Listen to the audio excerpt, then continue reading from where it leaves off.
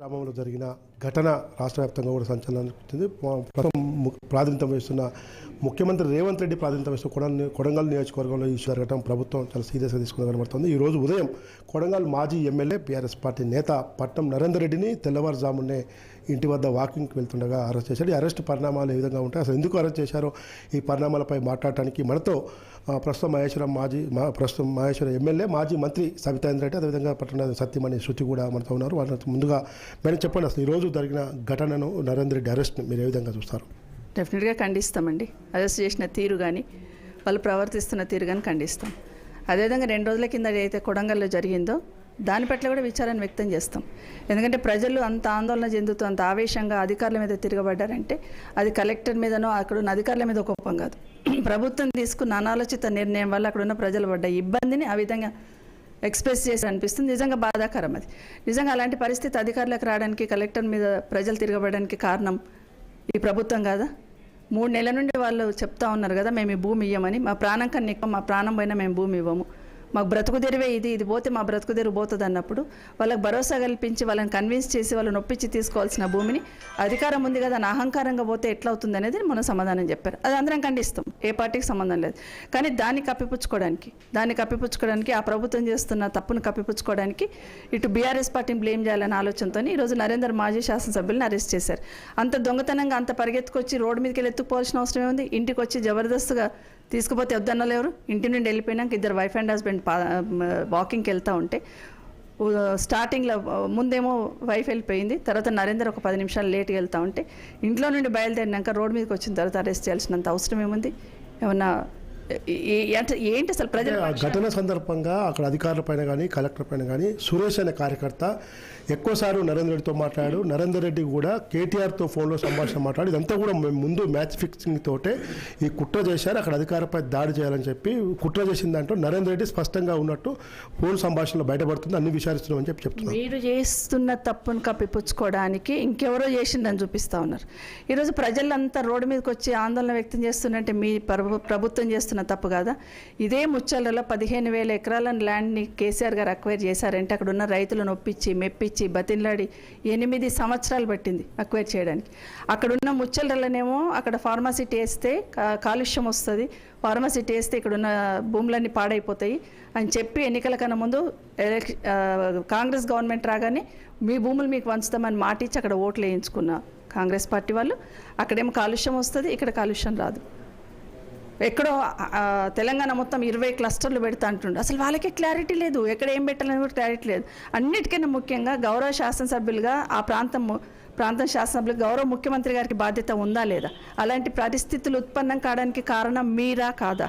ఎందుకు అక్కడున్న ప్రజలకు భరోసా కల్పించలేకపోయాను? 100% నరేందర్ మీరు గాలికి వదిలేసినప్పుడు, అధికారంలో ఉన్న మీరు గాలికి ప్రజలను వదిలేసినప్పుడు వాళ్ళ పక్షాన పోరాటం చేసి వాళ్ళ పక్షాన నిలబడి వాళ్ళ గొంతుక కావాల్సిన బాధ్యత నరేందర్కి 100% ఉంది. ఎందుకంటే 5 సంవత్సరాలు ఆ ప్రాంతంలో సేవ చేస్తున్నాడు.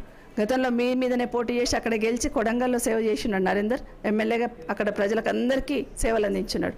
మరి తన ప్రజలు ఇబ్బందుల్లో ఉన్నప్పుడు మీరు గాలికి వదిలేసినా ఆయన గాలికి వదిలేయలేడు కదా, ఖచ్చితంగా నిలబడతాడు. ఎవరో కార్యకర్త ఫోన్ చేస్తే అందరం ఎత్తుతాం, మేమే ఎత్తుతాం. ఫోన్లు చేసి ఇబ్బందుల్లో ఉన్నామో, మాకు పోలీసు వాళ్ళు వస్తున్నారో, లేకపోతే కొడుతున్నారనో, లేకపోతే మేము పోమనో వాళ్ళు మారాన్ చేస్తున్నప్పుడు యాజ్ ఏ మాజీ శాసనసభ్యులుగా బాధ్యత ఉంటుంది, మాట్లాడతారు. దాన్ని బూచిగా చూపించకండి. మీరు తీసుకున్న నిర్ణయం తప్పని మీరు మాట్లాడండి, దాన్ని యాక్సెప్ట్ చేయండి. మీరు చేసిన సిస్టమ్ కరెక్ట్ కాదనేది యాక్సెప్ట్ చేయండి. మీరు కూడా మాజీ హోంమంత్రి పనిచేశారు మేడం. ఈరోజు ఉదయంలో మఫ్టీలో వచ్చి ఇంత తీసుకెళ్లాల్సిన పరిస్థితి ఎందుకు? అంటే సీఎం రేవంత్ రెడ్డి ప్రాతినిధ్యం వహిస్తున్న నియోజకవర్గం కాబట్టి పోలీసులు ప్రెస్టేజ్ తీసుకున్నారని చెప్పి అనుకోవాలి. నిజంగా అసలు రూల్స్ ప్రకారమే ఈ అరెస్ట్ను చూపించే అవకాశం ఉందా అనుకోవాలి? సీఎం రేవంత్ రెడ్డి గారి నియోజకవర్గంలో ఇలాంటి సంఘటనలు ఉత్పన్నం అవుతున్నాయంటే ముఖ్యమంత్రి గారి ఫెయిల్యూర్ అండి. ఈ ప్రభుత్వం అనాలోచిత నిర్ణయాల వలన ఈ సంఘటనలు జరుగుతూ ఉన్నాయి. ఆ దిశగా ఆలోచించండి. అంతే తప్పిస్తే ఎవరు అడిగితే వాళ్ళని కేసులు పెడతాము, ఎవరు అడ్డం వస్తే బుల్డోజర్లు తీసుకుపోతాము, వాళ్ళని తొక్కేస్తాము, వీళ్ళని నరికేసి మూసిలో పడేస్తాము, ఇవి మాటలు కరెక్ట్ కాదు. అక్కడున్న ప్రజలకు ఏమి ఇబ్బంది అవుతుంది, ప్రభుత్వం ఏం భరోసా ఇవ్వాలని ముందు ఆలోచించండి తప్పిస్తే మీరు అరెస్ట్ చేసి జైలుకు పంపించిన మాత్రాన ప్రజల పట్ల ప్రశ్నించకుండా బీఆర్ఎస్ పార్టీ ఉంటుందా? 100% ప్రశ్నిస్తాం. రాష్ట్రంలో ఎక్కడ ఏ చిన్న ఇబ్బందిలా కలిగినా 100% ప్రజల గొంతుక బీఆర్ఎస్ పార్టీ అవుతుంది. మేడం చెప్పండి, మన ఉదయం ఎన్ని గంటలకు వచ్చారు పోలీసులు? అసలు మీకు ముందస్తు ఏమన్నా వస్తున్నామని చెప్పి సమాచారం ఇచ్చారా నరేందర్ రెడ్డి గారు కానీ మీ కుటుంబ సభ్యులకు కానీ? ఎలాంటి ఇన్ఫర్మేషన్ లేదు. 7:40కి అరెస్ట్ చేసి తీసుకెళ్లారు, ఎలాంటి ఇంటిమేషన్ లేకుండా. అంటే ఏం చెప్పారు పోలీసులు? అంటే మీరు ఉన్నారా ఆ అరెస్ట్ సమయంలో? మీరు నేను ఆ టైంలో నేను లేను. ఎవరికి కూడా, మా ఫ్యామిలీ మెంబర్స్కి ఎవరికి కూడా చెప్పలేదు. వాళ్ళు ఎలాంటి ఇన్ఫర్మేషన్ ఇవ్వలేదు. నిన్న మీడియా సమావేశంలో కూడా నరేంద్ర రెడ్డి మాట్లాడాడు. సురేష్ అవును మా కార్యకర్తే నాతో మాట్లాడాడు, కానీ అసలు ప్రభుత్వ నిర్ణయం కరెక్ట్ కాదని చెప్పాడు. అయినా ఎందుకు ఈరోజు పోలీసులు ఎలాంటి నోటీస్ లేకుండా, ముందస్తు సమాచారం లేకుండా సడన్గా ఇంటికి వచ్చి వాకింగ్ పోతుంటే అరెస్ట్ చేసిన పరిస్థితి ఏ విధంగా మీరు? ఇది చాలా అమానవీయమైన విషయం. ఇది చాలా ఖండిస్తున్నాం దీన్ని. ఇది సరైన పద్ధతి కాదు. నరేంద్ర రెడ్డి మీ భర్తతో నరేంద్ర రెడ్డితో మాట్లాడారా? మాట్లాడలేదు. ఎలాంటి సమాచారం లేదు, మాట్లాడలేదు. విధంగా పట్నం అవినాష్ రెడ్డి షాబాద్ మండల్ జడ్పీటీసీ ఉన్నాడు. వారిని అడిగి ఎట్లా చూస్తారు మీ బాబాయ్ అరెస్ట్ను? అదే ఖండిస్తున్నామండి. కేవలం రేవంత్ రెడ్డి నోరిచ్చారని కావాలని ఇది అరెస్ట్ చేస్తానని చెప్పేసి అనుకుంటున్నాం. ఇప్పుడు శాసనమండలిలో చీఫ్ విప్గా మీ పట్నం మహేందర్ రెడ్డి ఉన్నారు. అతని దృష్టికి ఏమైనా తీసుకెళ్లారా? ప్రభుత్వంతో మాట్లాడండి ఇది కరెక్ట్ కాదని చెప్పి. లేదు, ఆయన దృష్టికి ఏం తీసుకెళ్ళలేము. సో మొత్తం మీద ఈ సంఘటన చాలా దురదృష్టకరం. ముఖ్యమంత్రి రేవంత్ రెడ్డి తన వైఫల్యాన్ని కప్పిపుచ్చుకునేందుకు ఈరోజు ఈ అరెస్టుల పర్వం కొనసాగిస్తూ ఉన్నాడు. మాజీ ఎమ్మెల్యేగా ఉన్న నరేంద్ర రెడ్డి అరెస్టు పూచి సరైనది కాదు. ఖచ్చితంగా ప్రభుత్వ వైఫల్యం ఏంటో తెలుసుకొని ముందుకు పోవాల్సిందిగా మాజీ మంత్రి సబితాంద్ర రెడ్డి చెప్తున్నారు. అదేవిధంగా ఇది హేమైన చర్య, ఇది అలా ఇట్లా మా ఉదయమే వచ్చి అరెస్ట్ చేయడం సరైనది కాదని చెప్పి నరేంద్ర రెడ్డి సతీమణి శృతి చెప్తా ఉన్నారు.